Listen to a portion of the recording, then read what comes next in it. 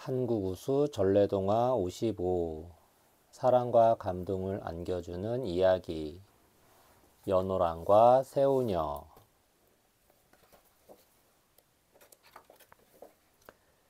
먼 옛날 우리나라가 지금과 다른 신라라는 나라 이름을 가지고 있을 때였습니다.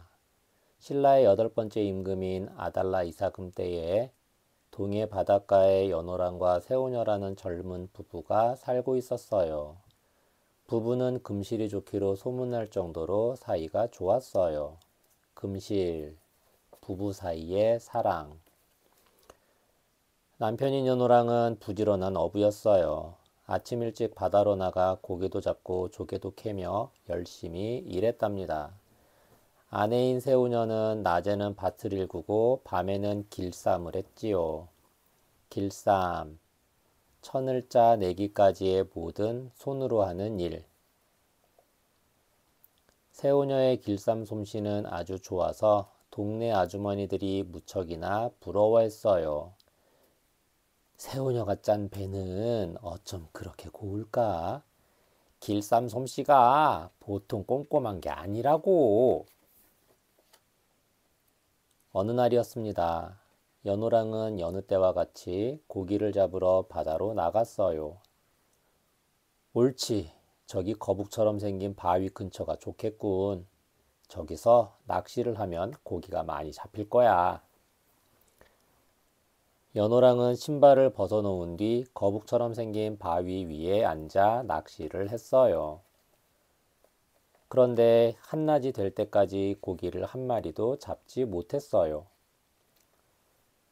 쳇, 할 수 없지. 미역이나 따서 돌아가야지. 연호랑은 할 수 없이 낚싯대를 거두었어요. 그런데 갑자기 몸이 흔들리더니 거북바위가 움직였어요. 거북바위는 바다 위에 둥둥 떠서 동쪽으로 흘러갔어요. 연호랑은 깜짝 놀라 바위에서 내리려고 했지만 어느새 바다 한가운데까지 밀려와 있었어요. 새우녀가 나를 기다리고 있을 텐데 어쩌지? 연호랑은 걱정스런 표정으로 중얼거렸어요. 그런데 아주 이상한 일이 일어났어요. 하늘의 해님도 연호랑을 따라가기 시작한 거예요. 밤늦도록 연호랑이 집으로 돌아오지 않자 걱정이 된 새우녀는 이곳저곳으로 연호랑을 찾아다녔어요. 새우녀는 연호랑이 낚시를 하던 곳까지 이르렀어요.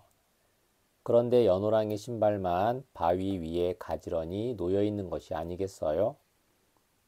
여보, 당신 어디로 가신 거예요? 흑흑흑. 새우녀는 연호랑의 신발을 들고 슬피 울었어요.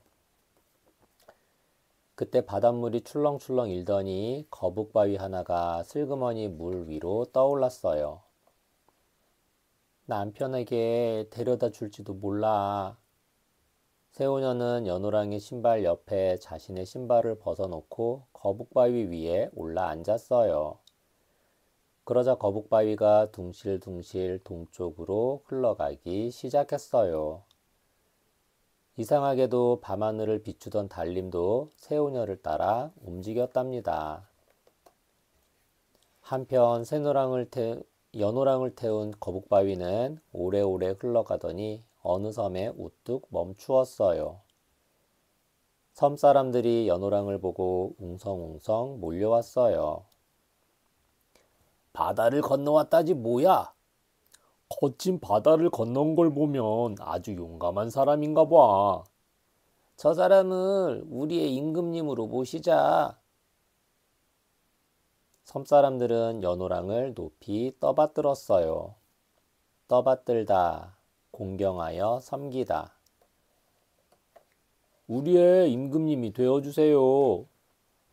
사람들은 연호랑에게 간곡히 부탁했어요. 연호랑은 영문을 몰라 어리둥절했지만 사람들의 부탁을 물리치기가 어려웠어요.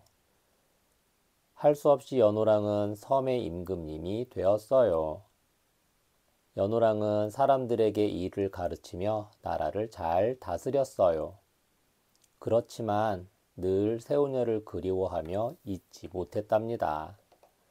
얼마 뒤 새우녀를 태운 거북바위가 신기하게도 연호랑이 다스리는 섬에 도착했어요. 아리따운 여자가 바다를 건너왔대. 어서 임금님께 데리고 가자. 마침내 새우녀는 임금님이 된 연호랑을 만났어요. 둘은 기쁨의 눈물을 흘렸어요. 여보, 이제 나와 함께 이곳을 다스립시다. 연호랑과 새우녀는 다시 행복을 찾았어요. 그 덕분에 섬나라도 더욱 평화로워졌답니다.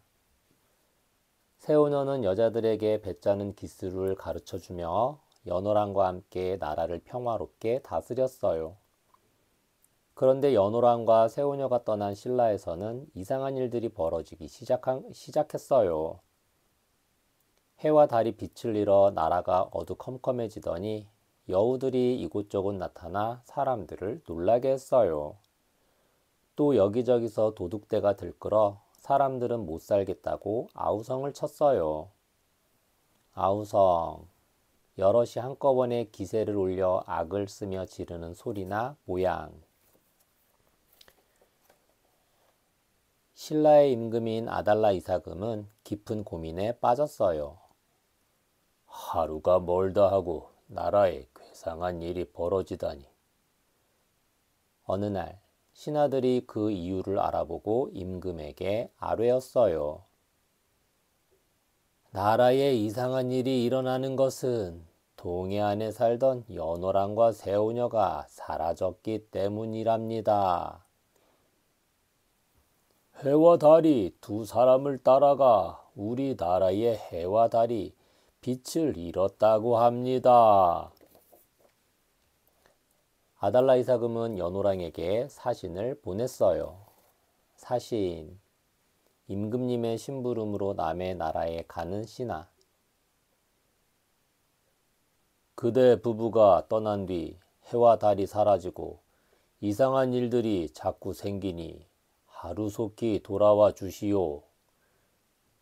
편지를 다 읽고 난 연호랑은 사신에게 이렇게 말했어요. 내가 이곳의 임금이 된 것은 하늘의 뜻이오. 하지만 신라는 나의 고향이니 도움을 드리겠습니다. 여기 새우녀가 짠 비단을 가지고 가서 제사를 올리십시오. 사신은 비단을 가지고 신라로 돌아왔어요. 그리고 아달라 이사금에게 연호랑의 말을 그대로 전했지요. 연호랑의 말처럼 정성을 다해 제사를 준비하시오. 아달라 이사금과 신라 사람들은 새우녀가 짠 비단을 상 위에 올려놓고 정성을 다해 제사를 지냈어요. 그러자 해와 달이 다시 옛날처럼 빛을 되찾았어요. 그 뒤 신라 사람들은 그 비단을 국보로 궁궐 창고에 모시고 하늘의 제사를 드린 곳을 영일현이라고 불렀답니다. 국보, 나라의 보배. 엄마 아빠랑 함께 읽어요. 연호랑과 새우녀. 옛날 옛적 연호랑과 새우녀 이야기. 연호랑과 새우녀는 박일량이 지었다고 전해지는 수의전에 실린 설화이지만 현재 그 책은 전해지지 않고 일현이 쓴 삼국유사와 서거정이 쓴 필원 잡기에 수록되어 전해지고 있습니다. 연호랑과 새우녀는 신라의 동해 바닷가에 살고 있었습니다. 부부는 금실이 좋기로 소문이 자자했습니다. 그런데 어느 날 고기를 잡으러 갔던 연호랑이 큰 파도에 휩쓸려 거북바위와 함께 바다로 떠밀려 갔습니다. 거북바위를 타고 바다를 떠돌던 연호랑은 마침내 조그만 섬 일본에 닿아 그곳의 왕이 되었습니다. 한편 바닷가에서 돌아오지 않는 남편을 기다리던 새우녀도 바위를 타고 일본으로 건너갔습니다. 그런데 연호랑과 새우녀가 떠난 신라에서는 해와 달이 빛을 잃고 어두운 밤이 계속되었지요. 이에 놀란 임금님은 일본으로 급히 신하들을 보내 연호랑과 세오녀를 돌아오도록 권하였습니다. 그러나 연호랑은 이미 하늘의 뜻에 따라 다른 나라의 임금이 된 것을 설명하고 세오녀가 짠 비단을 대신 건네주었습니다. 이에 신라 사람들이 세오녀가 짠 비단을 놓고 제사를 올리자 해와 달이 다시 빛을 되찾았다는 이야기입니다. 연호랑과 세오녀라는 단순한 부부 이야기가 아니라 고대 신라, 고대 태양 신화의 한 원형이라고 할 수 있습니다. 연호는 태양의 전기를, 세오는 달의 전기를 뜻하고 영일연의 영일은 해맞이를 의미한다고 합니다. 이 이야기에는 일본에 대한 신라의 우월 의식이 들어있으며 일찍이 우리 민족이 일본과 교류한 사실을 상징적으로 나타냅니다. 한국의 첫 설화집이라 알려진 수의전. 연호랑과 세오녀에 관한 설화는 고려 문종 때 박일량이 엮은 수의전에 실렸던 것으로 알려져 있습니다. 매우 이상한 이야기라는 뜻을 가진 수의전은 한국 최초의 한문 설화집입니다. 지은이를 최치원이나 김청명으로 보는 견해도 있으며 명칭도 고본 수의전, 신라 수의전 등의 다른 이름이 있습니다. 그러나 그 원본은 전해지지 않고 15편 남짓이 흩어져 삼국유사와 해동 고승전 등 후대의 다른 책의 일부 수록되어 있습니다. 전해지는 설화로는 원광법사전, 아도전, 수십성남, 죽통미녀, 호원, 심화요탑, 선녀홍대, 노홍화국, 보계, 연호랑과 세오녀 등이 있습니다. 우리 동네 옛 생활 모습 길쌈. 길쌈은 한국의 전통적인 직조 공정으로 주로 가정에서 삶, 누에, 모시, 목화 등의 섬유 원료로 배, 명주, 모시, 무명 등의 천을 짜내던 모든 과정을 말합니다. 배, 명주, 모시 등의 길쌈은 후한서와 삼국지의 기록으로 보아 2에서 3세기경 동해와 마한 등에서 이미 행해졌던 것으로 추정됩니다.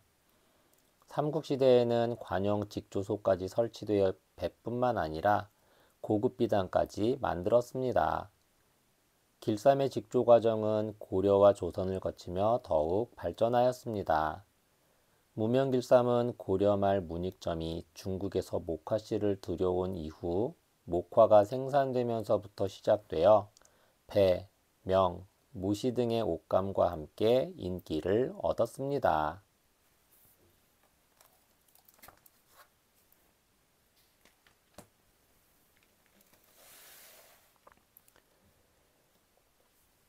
옛날 신라의 동해 바닷가에 연호랑과 세오녀라는 부부가 행복하게 살고 있었어요.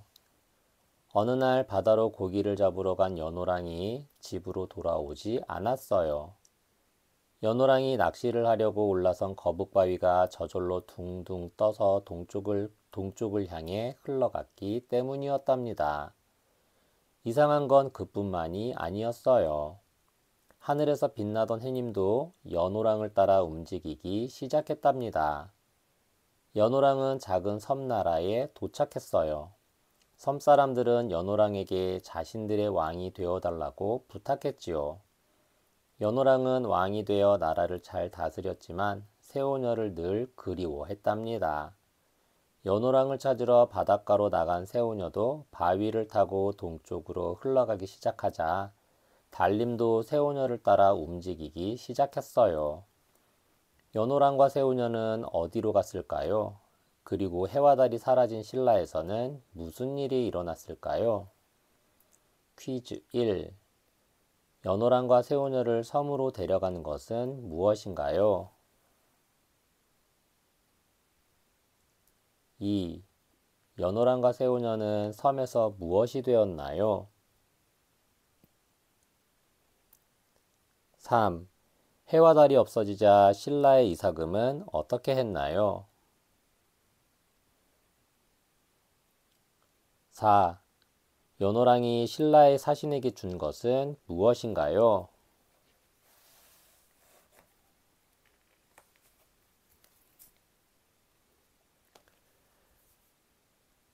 한국우수 전래동화 56. 사랑과 감동을 안겨주는 이야기. 우렁이 각시.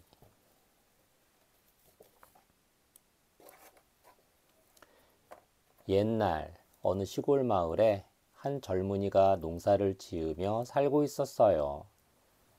젊은이는 부지런해서 살림살이가 넉넉했지만 혼자 살고 있어서 늘 외로웠어요. 살림살이, 살림을 차려서 사는 일 또는 그 규모나 형편. 그래서 일을 할 때면 누군가에게 말을 거는 것처럼 중얼중얼거려 외로움을 달랬답니다. 어느 날 젊은이가 논일을 하며 말했어요. 이 벼가 익으면 누구랑 먹고 살지? 그러자 어디선가 목소리가 들려왔어요. 나랑 먹고 살지. 어? 누가 말하는 거야? 젊은이는 주위를 두리번 둘러보았지만 아무도 보이지 않았어요. 그래서 다시 한번 물어보았어요. 이 벼가 익으면 누구랑 먹고 살지? 나랑 먹고 살지. 가만히 들으니 젊은이의 발 밑에서 나는 소리였어요. 젊은이가 벼 포기를 헤쳐보자 거기에 주먹만한 우렁이 한 마리가 있었어요.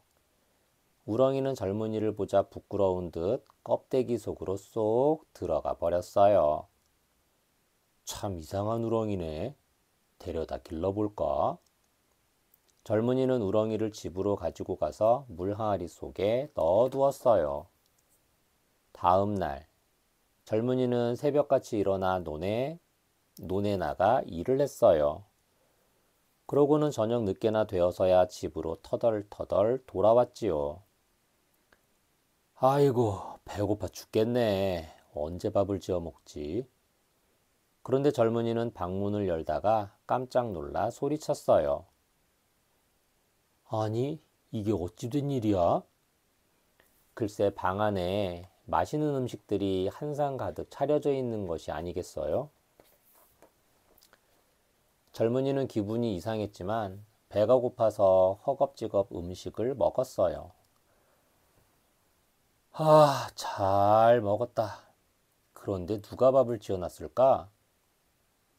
아무리 생각해도 그럴 만한 사람이 떠오르지 않았어요.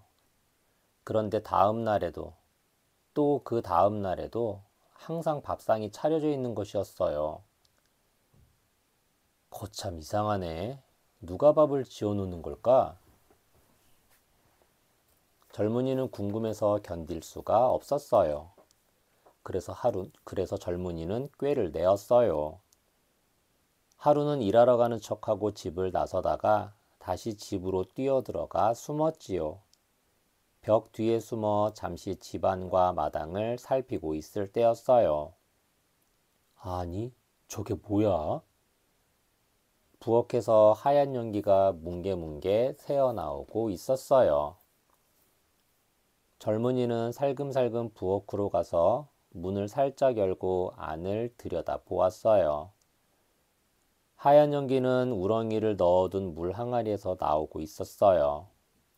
잠시 후 물 항아리에서 어여쁜 각시가 사르르 나왔어요. 각시, 갓 시집온 여자, 새색시. 저럴 수가? 젊은이는 깜짝 놀라 눈이 휘둥그레졌어요. 각시는 밥을 지을 준비를 하느라 솥에 물을 끓이며 바삐 움직였어요. 그때 젊은이가 문을 벌컥 열고 부엌으로 들어가 각시에게 말했어요. 그동안 당신이 상을 차려놓았군요. 이제 나하고 같이 살아요. 젊은이가 두 손을 모으고 간곡히 말했어요. 그러자 각시가 어두운 표정으로 고개를 저었어요. 지금은 안 된답니다. 왜 안 된다는 것이오? 각시는 그 이유를 젊은이에게 들려주었어요. 각시는 원래 하늘나라의 선녀였어요. 그런데 큰 잘못을 해서 벌을 받고 땅에 내려와 우렁이로 살고 있었던 것이었어요. 그러니까 조금만 기다려주세요. 벌을 다 받고 나면 당신의 아내가 될 수 있어요. 각시는 때가 되지 않았는데 같이 살게 되면 슬픈 이별을 하게 될지도 모른다고 말했어요. 싫어요. 나는 지금 당장 각시와 살고 싶어요. 젊은이는 막무가내로 고집을 부렸어요. 막무가내, 도무지 어찌할 수 없음. 각시는 할 수 없이 우렁이로 돌아가지 않고 젊은이와 결혼하여 함께 살기로 하였어요. 헤헤, 예쁜데 각시. 우렁이 각시를 아내로 맞은 젊은이는 싱글벙글 웃으며 무척 행복해 했지요. 그러던 어느 날이었어요. 우렁이 각시가 남편의 점심 광주리를 머리에 이고 논으로 가고 있을 때였어요. 한 무리의 사람들이 높은 양반이 탄 가마를 메고 지나갔어요. 가마, 조그만 집 모양으로 만들어 그 안에 사람을 태우고 앞뒤에서 사람들이 메고 다니는 기구. 물러거라! 섰거라! 우렁이 각시는 얼른 엎드려 절을 하였어요. 오, 저 여인은 누구인고? 양반은 우렁이 각시를 데려오라고 명령했어요. 양반은 예쁜 우렁각시를 보고 첫눈에 반했어요. 참으로 어여쁜 여인이구나. 평생 호강을 시켜줄 테니 나와 함께 가자꾸나. 호강, 호화롭고 평안한 삶을 누리는 것. 그러자 우렁이 각시는 눈물을 흘리며 사정했어요. 안 됩니다. 저는 남편이 있으니 보내주세요. 하지만 심술궂은 양반은 들은 척도 안 하고 우렁이 각시를 억지로 가마에 태우고는 떠나버렸어요. 우렁이 각시가 없어지자 젊은이는 크게 슬퍼했어요. 다 내 탓이야. 각시가 기다리라고 할 때 말을 들었어야 했는데 그래서 이런 일이 생긴 거야. 흑, 흑. 젊은이는 더 이상 일도 하지 않고 밥도 먹지 않았어요. 그렇게 매일 울기만 하다가 젊은이는 결국 숨을 거두고 말았어요. 세월이 흐른 어느 날, 우렁이 각시와 젊은이가 살던 집에 파랑새 한 마리가 날아왔어요. 파랑새는 집을 떠나지 못하고 마당을 뱅뱅 돌았지요. 마을 사람들은 우렁이 각시를 그리워한 젊은이가 파랑새로 다시 태어난 것이라고 믿었어요. 그래서 아무도 파랑새를 잡으려고 하지 않았답니다. 엄마 아빠랑 함께 읽어요. 우렁이 각시. 옛날 옛적 우렁이 각시 이야기. 우렁이 각시는 우리나라 전 지역에 전승되는 민담 가운데 하나로 여러 갈래의 내용으로 전해집니다. 옛날 어느 시골 마을에 한 젊은이가 살았습니다. 젊은이는 열심히 농사를 지으며 살아가고 있었지만 혼자 살고 있어서 늘 외로웠어요. 그러던 어느 날 논에서 일하던 젊은이는 우렁이 한 마리를 잡아 집으로 돌아왔습니다. 그런데 다음 날부터 젊은이가 일하고 집으로 돌아오면 밥상이 차려져 있었지요. 젊은이는 도대체 누가 자신의 밥상을 차려놓고 가는 것인지 궁금했습니다. 그래서 하루는 일하러 가는 척하고 몰래 다시 집으로 들어가 숨었습니다. 마침내 청년은 자신의 밥상을 차려주는 사람이 다름 아닌 자신이 잡아온 우렁이였다는 것을 알게 되었지요. 우렁이는 원래 하늘나라 선녀로 죄를 짓고 벌을 받아 우렁이로 살아가고 있었던 것이었습니다. 그 후 젊은이는 우렁각시를 아내로 맞아 함께 행복하게 살게 되었습니다. 그런데 마을을 지나던 양반이 우렁각시를 보고 억지로 데리고 가버리고 각시를 그리워하던 젊은이는 죽고 말았습니다. 뒷날 죽은 젊은이는 파랑새가 되고 우렁각시는 죽어서 참빗이 되었습니다. 여기에서 파랑새는 자신의 정당한 배필을 빼앗긴 억울함을, 참빗은 성취되지 못한 애정을 각각 상징한다고 볼 수 있습니다. 이 이야기는 서민층의 소박한 꿈과 이를 무참히 짓밟는 지배자의 약탈을 그리고 있으며 새가 된 젊은이가 우렁각시를 향해 불렀다는 민요도 전해지고 있습니다. 나중미부 설화. 우렁각시 이야기는 나중미부 설화를 바탕으로 한 것입니다. 전국적으로 널리 전해지는 민담 중의 하나로 조금씩 다른 내용들로 여러 유형이 전해지고 있습니다. 그 유형들을 살펴보면 다음과 같습니다.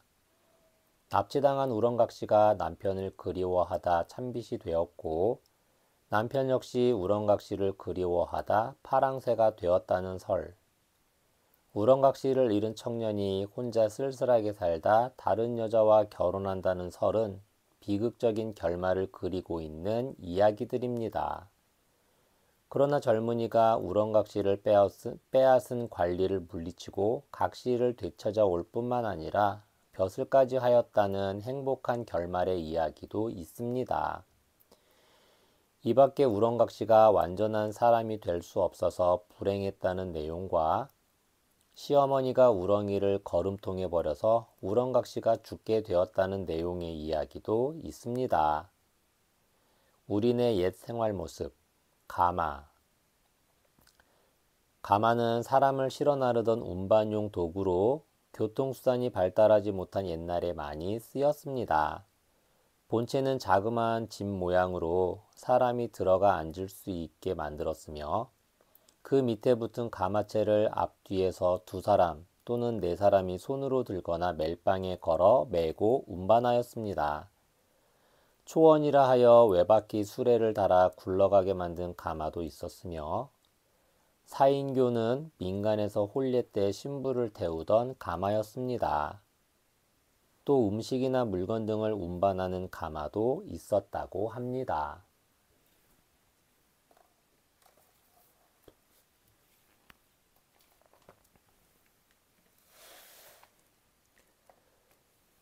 어느 시골 마을에서 농사를 짓는 젊은이가 혼자 살고 있었어요.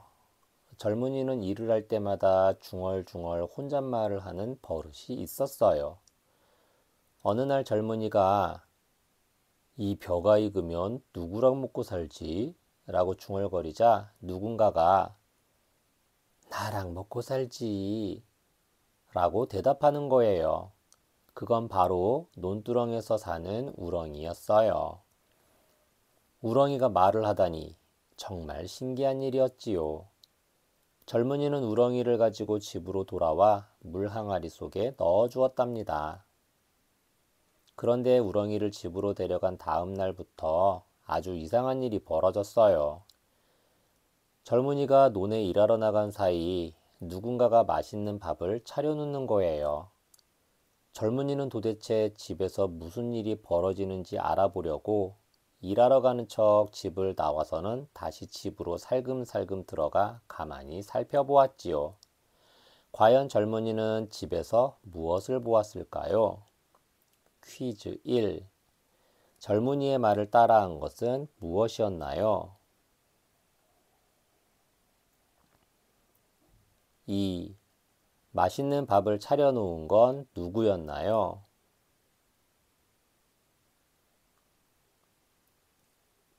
3. 선녀는 왜 젊은이에게 지금 당장 결혼할 수 없다고 했나요? 4. 젊은이와 우렁각시는 어떻게 해서 헤어졌나요?